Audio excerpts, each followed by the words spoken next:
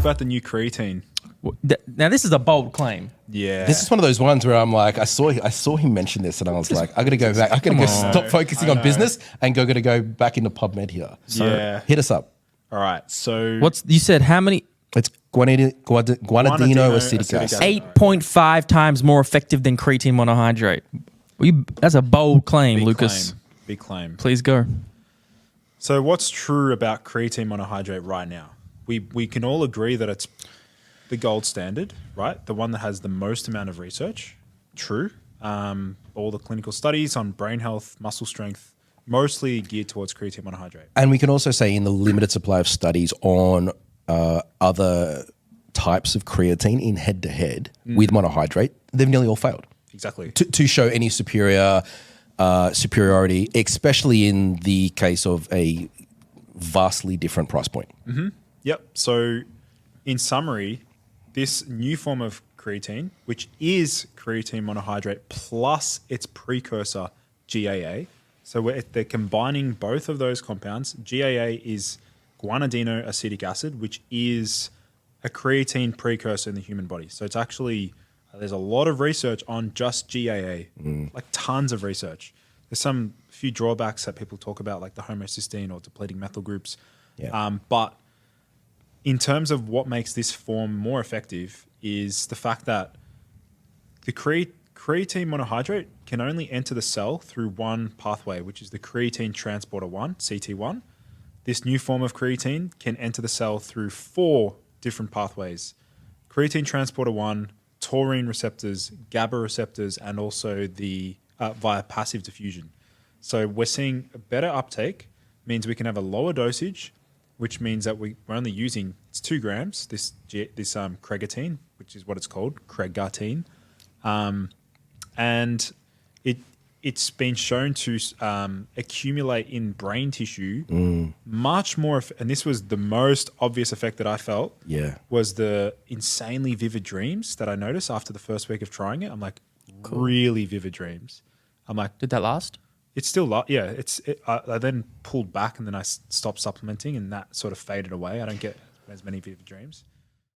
What's the ratio? Is it like a 1-to-3 or like? I think it actually might be 1-to-1, a 1 gram, 1 gram combination. Yeah, and the dosage you're using is a 2 gram total. So what's really unique about this, and this is really important for those who are listening to the podcast who take creatine monohydrate, how you store your creatine really, really matters. And what I mean by that is creatine is hygroscopic. If you're opening up the bag, you've got the bag open, you get your scoop out and then you leave the bag slightly open. You know how you do that accidentally with your protein powders? It will degrade. Creatine monohydrate's efficacy will fade and it won't be as effective.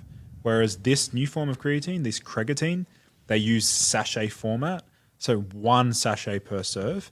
And it's airtight, so it's like 1 sachet. I feel like this is getting expensive already. It is expensive. I don't even know how much it costs, but the fact that you said they're in individual sachets, that just put the price up like 2x straight away. It is a lot more expensive. Yeah. But to justify that, what is, when you say 8.5 times more effective, in what way?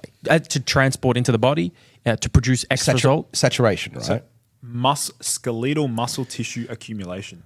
Yep. And so we know that at a level, like a regular dosing of creatine, like a lot of these studies around about that 5 grams marks, or maybe they're operating off a kilo body weight mark. Maybe it's pushing up towards that 8 gram mark. We're going to reach saturation easily, sort of within that month time frame, and so any sort of study beyond that, without any loading phase, is going to achieve that maximal saturation. And so you're saying in a head-to-head, the CreGAAtine is far superior with that saturation. Yep. And not just in musculoskeletal, brain tissue as well. The brain tissue is what they're more excited about than the skeletal muscle effect, is the fact that it can increase creatine levels in the white matter of the brain 1.9 times more than creatine monohydrate, and then 3 times more in the grey matter. Yeah, and see, this is like one of the limitations. I realize we have the cognition guy on here. So, but like I will acknowledge that like when we talk about creatine as a cognitive nutrient and stuff like that, a lot of the time we're pulling from data that's not necessarily like the average 30 to 40-year-old male that's in good health. You know, a lot of these studies are on the elderly and showing that benefit. So whilst I'm a huge fan of it, I'll just go, yeah, look, I acknowledge that those studies in particular would probably drawing from a different group than the majority of clients that I'll be working with. Yeah. So. You said 1.9 times, more effective or more, but do you mean the rate or the total saturation? It was the accumulation in brain tissue. Accumulation They in actually brain did tissue. It was like it's a very thorough, like actual study where they analyzed like creatine saturation in gray matter neurons. I think it could have been I don't know if they did it as all the studies are on their web. Like the studies are actually listed on the website. Yeah. We can link them in the show. But if we can reach similar levels of saturation for creatine monohydrate plus the GAA, then why does it matter? No, what we're looking at, even I've got this right, is that those levels of saturations are far superior to regular creatine you will not monohydrate. be able to ever achieve it through just creatine monohydrate. Also, okay, that helps me understand it. Yeah. So it's a higher level of saturation. Yes. Yeah. And then have there been human trials that have looked at any symptoms or performance and health marker improvements yet?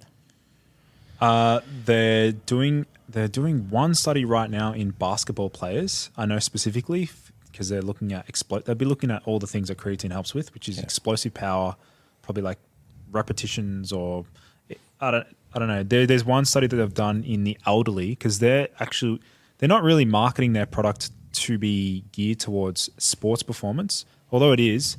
They're actually really emphasizing the brain health benefits as the nootropic effects, and also for the elderly, to help them with their strength. I'd really like to see that. I'm glad there's someone out there who's looking into a compound like that for cognition, because that's what we were just talking about before. There's kind of a bit of a gap in the science for that for groups that we'd like to know about. Okay, so has potential, could theoretically really enhance some of the already existing benefits of creatine monohydrate on a larger scale. Is that accurate? And minimize the chances of non-responders. Non-responders for creatine monohydrate. Yes. There's a subset of the population that they'll use creatine monohydrate and they'll just say, I don't notice the benefits. What's your theory? It's related to the creatine transporter 1. There's a genetic mutation in someone's ability to act like genetically they don't have as many creatine transporters, CT1 activity, which is just like MTHFR sort of thing. Okay. Has that been studied, or is that Yeah. And associated with a non-responder? Well, that's what Because where are we getting that group from as non-responders? That's what I'm asking. So, well, the non-responders, because it depends on the quality of the creatine that's used as well. Because again, what if they're using bunk creatine? Yeah. But yeah. Yeah, because I was like thinking of a theory in which some of these non-responders might have just had high saturation levels of creatine Initially. Yep. Yeah. And therefore, when you're operating from a high level of saturation, you're just not getting like any kind of clinical significant benefit because of like your predisposition. But what you're mentioning is like a problem with the transportation into the cells to get that effect, which makes working sense for me as well. I was just wondering how far into that, any research is done. Interesting.